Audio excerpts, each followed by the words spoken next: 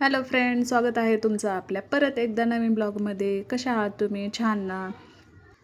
आणि एवढं ऊन पडत आहे का नाही की सकाळीसुद्धा नको नको वाटतं किचनमध्ये जायला. बघा, तुमच्या इकडं आहे का असं? आमच्या इकडं असलंच आहे बघा. काय सांगायचं तुम्हाला, जे तुमचं हाल आहे का नाही तसंच हाल माझं बी आहे बघा.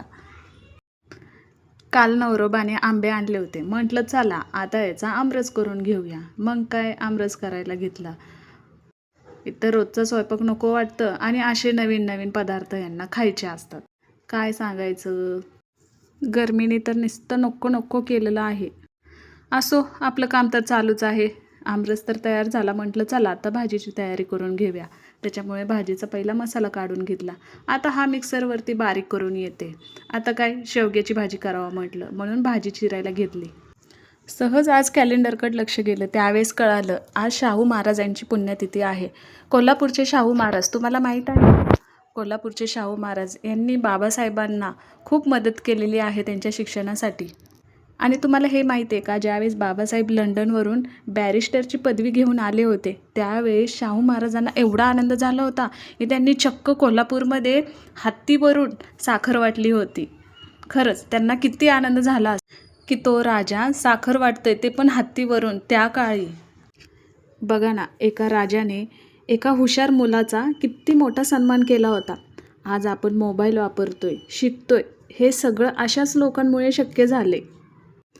आजकालच्या ब्लॉगमध्ये आपण एकमेकांचे घर बघतोय, पण मला वाटलं की आज कामासोबत ही एक गोड आठवण सांगावी. आपण सगळे किचनमध्ये राबतो, एवढ्या कडक उन्हातमध्ये सुद्धा आपण काम करतो, किती थकून जातो. पण त्या काळातील महापुरुषांनी आपल्यासाठी आयुष्यभर कष्ट केलेत. त्याचं काय, त्यांचे हे विचार आणि त्यांची आठवण आपण काढलंच पाहिजे ना. शाहू महाराज म्हणायचे की बाबासाहेब हे भारताचं भविष्य आहे, आणि खरंच त्यांनी ते करून पण दाखवलं. आणि आपलं बघा, थोडं आपल्याला गरमीसुद्धा सहन होत नाही. खरंच आहे, पण ह्या गरमीने एवढा त्रास दिला आहे ना, स्वयंपाक करताना खरंच एवढा गरम होते, एवढं गरम होते काय सांगू. तुम्हाला काय सांगणार, तुमचं पण तेच झालं असणार आहे. गरमी असो किंवा पावसाळा असो किंवा थंडी असो, काम तर आपलं चालूच आहे. पण कधी कधी असं वाटतं, असू द्या, आपल्या महापुरुषांनी तर आपल्यासाठी केवढं सोसलेलं आहे.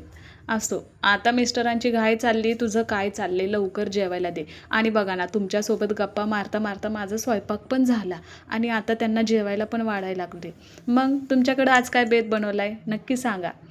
काय येत आहे जेवायला? या मग जेवण करूया. व्हिडिओ आवडला असेल तर नक्की शेअर करा आणि फॉलो करायला विसरू नका. परत भेटूया.